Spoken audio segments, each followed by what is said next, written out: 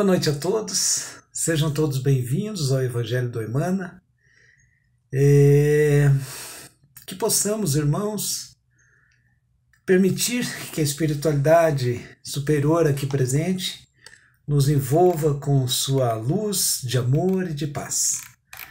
Hoje falaremos sobre o capítulo 5 do Evangelho segundo o Espiritismo, Bem-aventurados os aflitos, e eu escolhi o item 4, que fala sobre as causas atuais das aflições.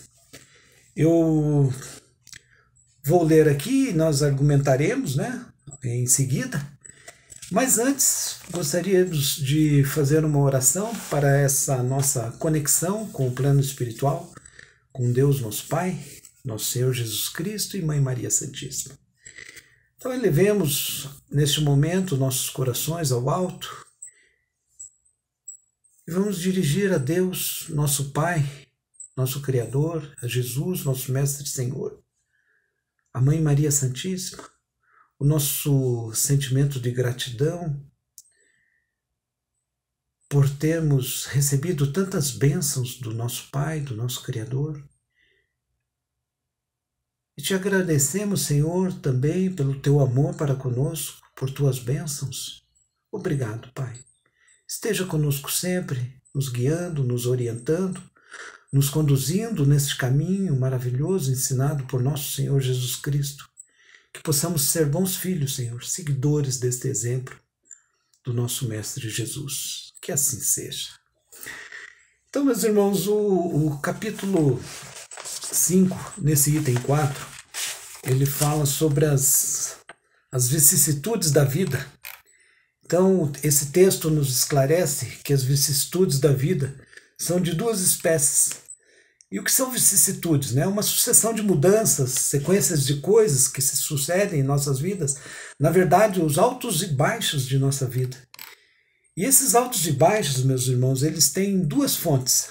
Ou seja, umas têm sua causa nessa vida ainda, nessa vida presente, ou em vidas passadas,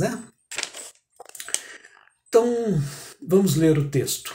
Diz o seguinte: as vicissitudes da vida são de duas espécies, ou se assim se quer, tem duas fontes bem diferentes que importa distinguir. Umas têm sua causa na vida presente, outros fora dela. Remontando à fonte dos males terrestres, se reconhecerá que muitos são a consequência natural do caráter e da conduta daqueles que o suportam.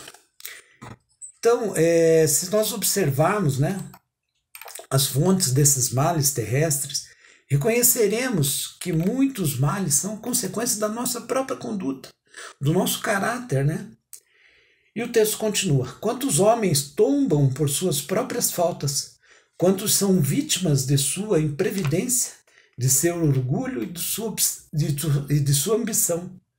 Quantas pessoas arruinadas por falta de ordem, de perseverança, por má conduta, ou por não terem limitado seus desejos. Então, muitos de nós somos vítimas do nosso próprio orgulho, da nossa ambição. E essa nossa má conduta muitas vezes nos leva à ruína, pelo simples fato de não termos limitado os nossos desejos. Muitos de nós acabam muitas vezes gastando demais, criando embaraços financeiros, comendo demais, ou até mesmo bebendo demais, criando desarmonia em seus lares e em seu organismo físico, Então, é muito complicado, nós temos que observar isso, Então, quantas uniões infelizes, porque são de interesses calculados, ou de vaidade, com as quais o coração nada tem. Quantas dissensões e querelas funestas teria podido evitar com mais moderação e menos suscetibilidade.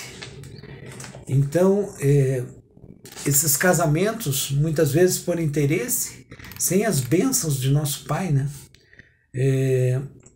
quantos males e enfermidades são as consequências da intemperança dos excessos de todos os gêneros.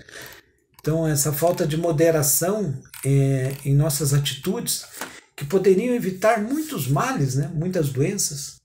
Muitas vezes comer e beber muito seria um exemplo disso, do que nós causamos no nosso organismo. Às vezes nós exageramos na bebida, né? Diz assim também no outro parágrafo: quantos pais são infelizes com seus filhos porque não combateram suas más tendências no princípio, por fraqueza ou indiferença? Deixaram-se desenvolver neles os germes do orgulho, do egoísmo e da tola vaidade que secam o coração. Depois, mais tarde, recolhendo o que semearam, se espantam e se afligem pela falta de respeito e ingratidão. Eu lembro que na Bíblia,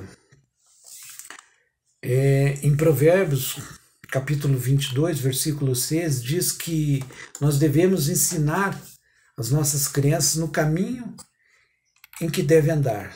Temos que guiá-los nesse caminho. E ainda quando for velho, eles não se desviarão dele.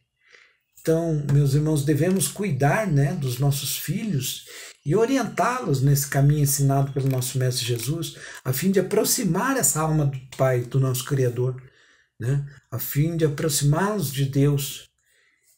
E ainda no Evangelho nos alerta, né, que a cada pai e a cada mãe, Deus perguntará: que fizestes do filho que foi confiado à vossa guarda? Então, e no Evangelho diz que se ele permaneceu atrasado por nossa falta, o nosso castigo será vê-lo sofrer. Né? E continua o texto: que todos aqueles que são atingidos no coração pelas vicissitudes e decepções da vida, interroguem friamente a sua consciência, que remontem progressivamente à fonte dos males que os afligem, e verão se, o mais frequentemente, não podem dizer: se eu tivesse feito isso ou aquilo, ou se não tivesse feito tal coisa, eu não estaria nessa situação em que me encontro. Bem, a quem, pois, culpar de todas as suas aflições, senão a si mesmo? O homem é assim, num grande número de casos, o artífice dos seus próprios infortúnios. Mas ao invés de o reconhecer, ele acha mais simples, menos humilhante para a sua vaidade, acusar a sorte, a providência, a chance desfavorável, sua má estrela, enquanto que sua má estrela está na sua incúria, né? Na sua falta de cuidado. Né? Então, se meus irmãos procuramos a fonte desses males, né, que nos chegam, nós veremos que por nosso desconhecimento e a nossa negligência, nós teríamos podido evitar tantos males, tantos sofrimentos em nossa vida, né? E que não devemos também atribuir isso, né, esses sofrimentos, esses males, à nossa falta de sorte, ou atribuir muitas vezes aos outros, né, culpar as pessoas que nos cercam, né, dos nossos erros, e muitos até pecam ainda mais culpando a Deus Pai, né? E a causa, né? Nós atribuímos a causa desses nossos infortúnios muitas vezes, e ela na verdade está na nossa falta de cuidado, na nossa negligência para com os nossos atos, né? Tá bom, meus irmãos? Então, os males dessa natureza formam seguramente um notável contingente nas vicissitudes da vida. O homem os evitará quando trabalhar para seu aprimoramento moral, tanto quanto para o seu aprimoramento intelectual. Significa, meus irmãos, que nós devemos buscar a nossa reforma íntima através do esclarecimento, do conhecimento e da prática dos ensinamentos do nosso Senhor Jesus Cristo, que possamos ser sensíveis a esses ensinamentos e buscar conhecimento, buscar conhecer a palavra, para que possamos ser cada dia melhores, meus irmãos. Tá?